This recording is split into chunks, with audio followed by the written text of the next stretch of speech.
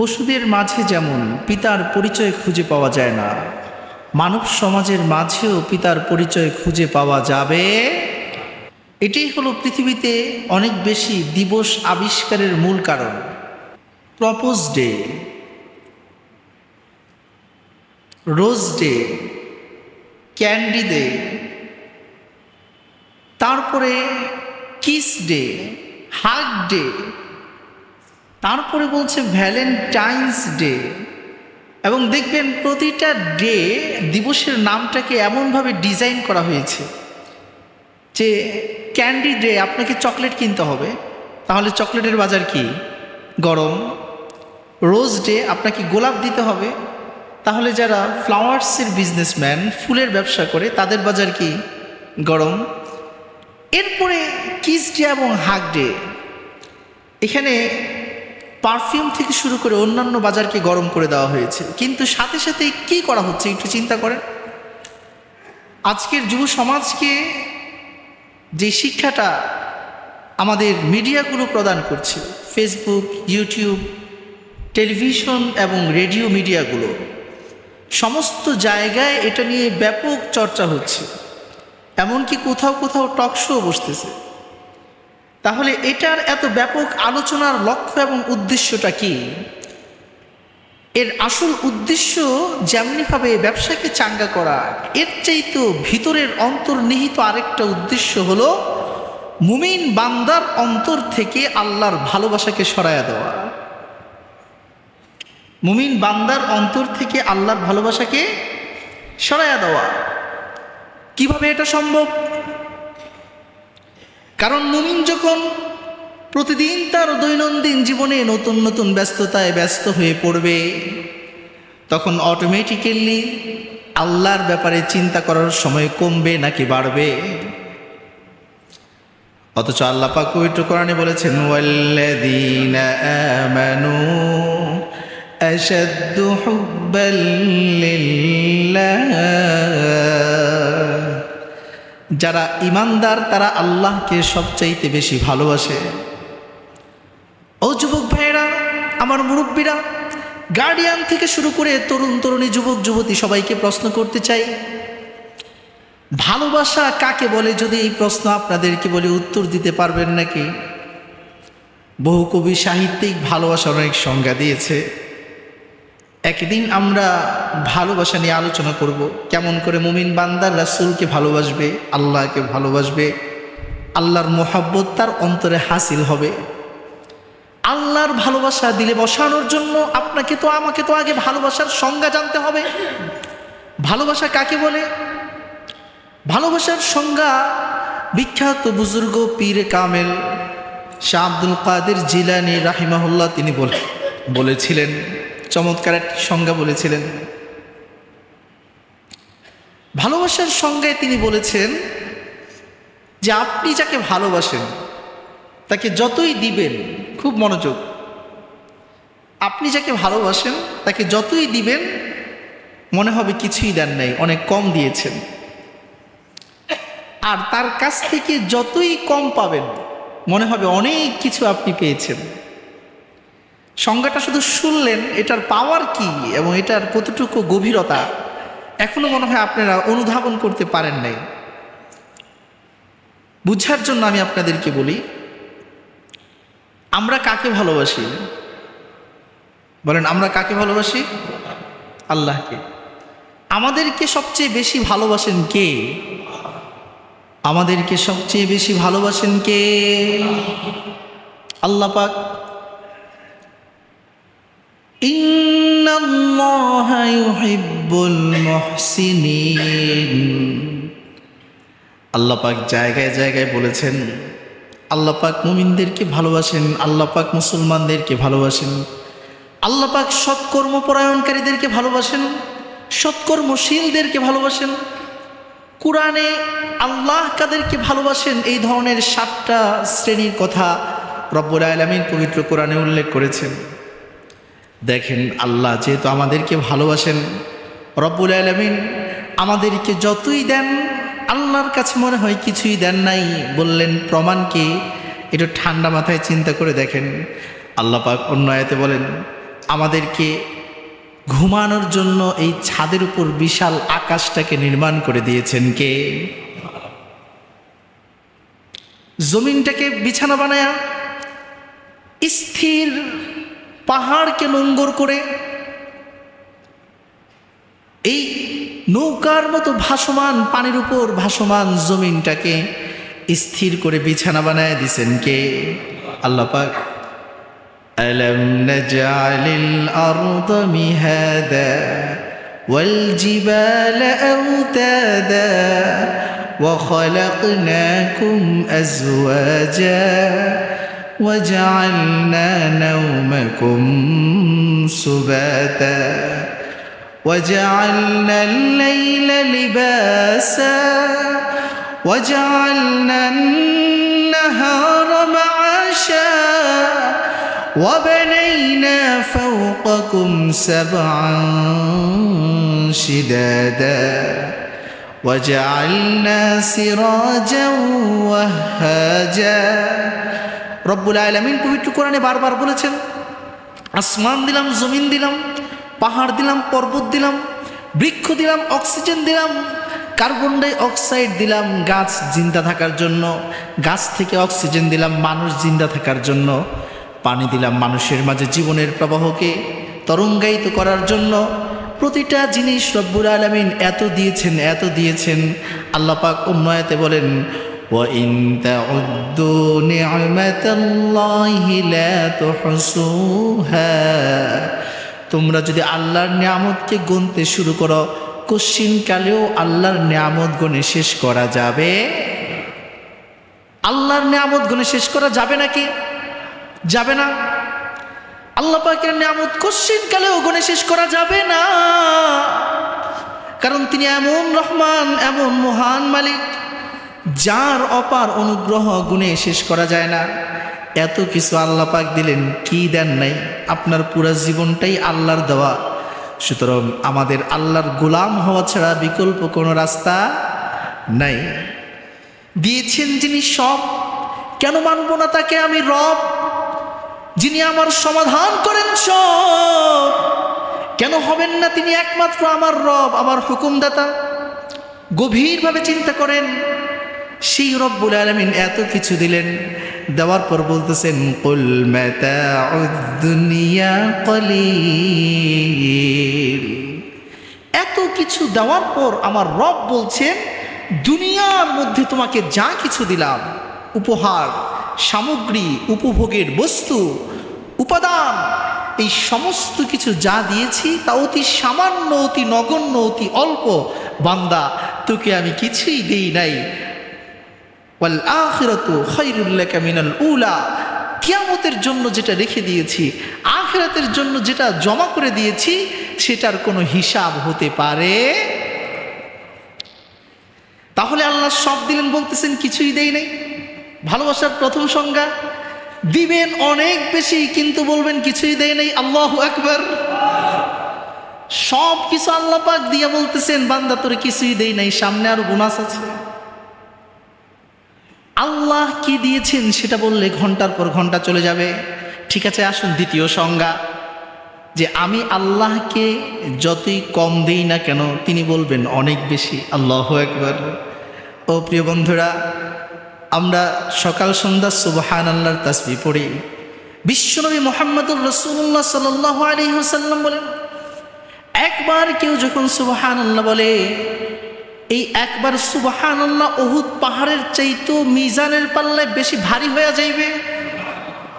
চিন্তা করে দেখেন, জবান দিয়ে আপনার একবার সুবহানাল্লাহ বলতে 1 সেকেন্ড সময় লেগেছে। 1 সেকেন্ড সময়ে আপনার জবান দিয়ে আল্লাহর পবিত্রতা, আল্লাহর প্রশংসা, আপনি আল্লাহর গুণ কীর্তন করেছেন। এটাকে আল্লাহ পাক এত বিশাল করে গ্রহণ করেছেন যে আপনার একটি সুবহানাল্লাহকে আল্লাহ রব্বুল আলামিনের কাছে এত বিশাল হয়ে দেখা দিয়েছে। রব্বুল আলামিন মিজানের পাল্লায় উহুদ পাহাড়ের চাইতেও ভারী সওয়াব দান করে দিয়েছে। ঠিক একইভাবে কেউ যদি 3 বার সূরা ইখলাস পাঠ করে, বিশ্বনবী বলেন, সাথে সাথে রব্বুল আলামিন তার আমল নামায় 1 খতম কোরআন শরীফের সওয়াব লিখে দেন। কেউ যদি 2 বার সূরা ফাতিহা পাঠ করে, তাহলেও তার আমল নামায় 1 খতম কোরআন শরীফের সওয়াব লিখে দেওয়া হয়। এবার চিন্তা করে দেখেন প্রিয় বন্ধুরা আমার, রব্বুল আলামিনের উদাহরণ এরকম পবিত্র কোরআনে ব্যাপক আছে।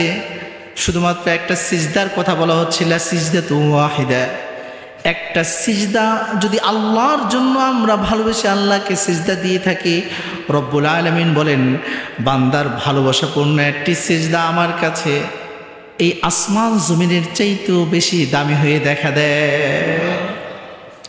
তাহলে আমরা আল্লাহর জন্য কি করতে পারি, কতটুকু করতে পারি?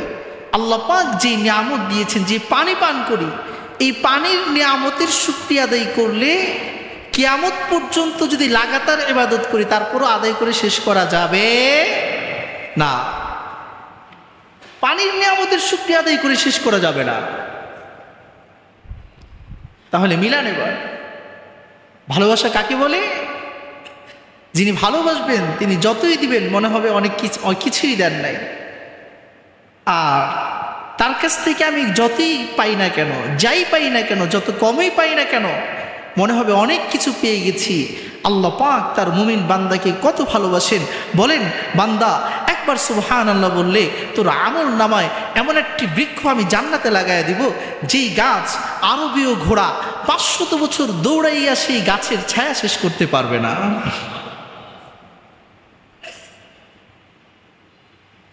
এভাবে আমলের বিবরণ ব্যাপক। প্রিয় বন্ধুরা আমার, আল্লাহর ভালোবাসাটা অনুভব করার চেষ্টা করেন, উপলব্ধি করেন রব কেমন করে আমাদেরকে ভালোবাসেন। সব কিছু দিয়ে আল্লাহ পাক বলতেছেন বান্দা কিছুই দেই নাই, আর তিনি আমার কাছ থেকে যতই সামান্য পান না কেন আল্লাহ পাক তেও বলেন মান ক্বালা লা ইলাহা ইল্লাল্লাহু দাখালাল জান্নাহ। আল্লাহ পাক তার মুমিন বান্দার জবানটাকে এত দামি বানায় দিয়েছেন, এত দামি বানায় দিয়েছেন। মুমিন বান্দাকে আল্লাহ পাক এত ভালোবাসেন, মুমিন বান্দা তার এই জবান দিয়া যখন একবার বলে 80 বছর পর্যন্ত শিরকের গুনাহ করেছে, কুফরের গুনাহ করেছে, বেদাতের গুনায় লিপ্ত ছিল, 80 বছর পর তার হুঁশ হইছে, আসলে এতদিন যা করেছি সব ভুল, আসলে আমার আসল মালিক কে? সে পড়তে শুরু করলো লা ইলাহা ইল্লাল্লাহু মুহাম্মাদুর রাসূলুল্লাহ। মুমিন বান্দার জবান দিয়ে যখন এই কালিমা বের হয়, মুমিন বান্দার শুধুমাত্র এই কালিমাটাকে আল্লাহ পাক এত দামি বানায়া দিয়েছেন, এত ভালোবাসা পূর্ণ করে গ্রহণ করেছেন। মুমিন বান্দার 80 বছর জীবনের সকল গুনাহ খাতা রব্বুল আলামিন মুহূর্তের মাঝে মাফ করে দেন। নবীজি বলেন সে জান্নাতি হয়ে যাবে। তাহলে বুঝতে পারলাম যে ভালোবাসা আমরা কোথায় প্রয়োগ করি। এই বন্ধু, আমরা মাকে কেন ভালোবাসি? আল্লাহ বলেছেন তাই। আমরা রসুলকে কেন ভালোবাসি? আল্লাহ বলেছেন তাই। আমরা বাবাকে কেন ভালোবাসি? আল্লাহ বলেছেন তাই। আমরা একজন মুসলমান ভাইদেরকে কেন ভালোবাসি? আল্লাহ বলেছেন তাই। মুমিনের ভালোবাসা যখন আল্লাহর দিক নির্দেশনা অনুযায়ী হয়ে যাবে, তখন এই মুমিন প্রমাণ করবে যে সে আসলে সত্যিকার কাকে ভালোবাসে। কাকে ভালোবাসে? আল্লাহ সুবহানাহু ওয়া তাআলাকে। এবার আপনি সিদ্ধান্ত গ্রহণ করেন কাকে ভালোবাসবেন, কার জন্য আপনার হৃদয়কে খালি করবেন।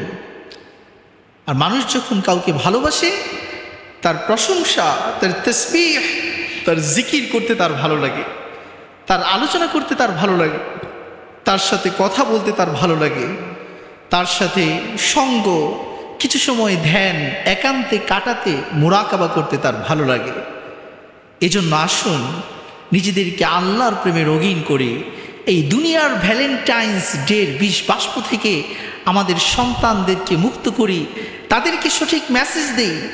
সন্তানের জন্য বাবা মা যেমনিভাবে একজন দায়িত্বশীল গার্ডিয়ান, ঠিক একইভাবে আবার একজন বন্ধু।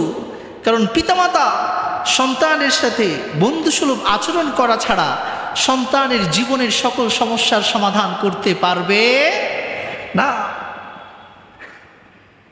এজন্য সন্তানের সাথে কখনো কখনো খুশ গল্প করেন, আপনার শৈশবের কথাগুলো শেয়ার করেন, আপনার তারুণ্যের যৌবনের গল্পগুলো, ভালো লাগা, ভালো কর্মগুলো তার সাথে শেয়ার করেন। তখন সেও তার গল্পগুলো আপনাকে বলবে। এর দ্বারা আপনি আপনার সন্তানের জীবন সমস্যার সমাধানগুলো বের করে আপনার সন্তানকে সঠিক গাইডলাইন প্রদান করতে পারবেন এবং তাকে ইসলামের উপর আপনি প্রতিষ্ঠিত করতে পারবেন।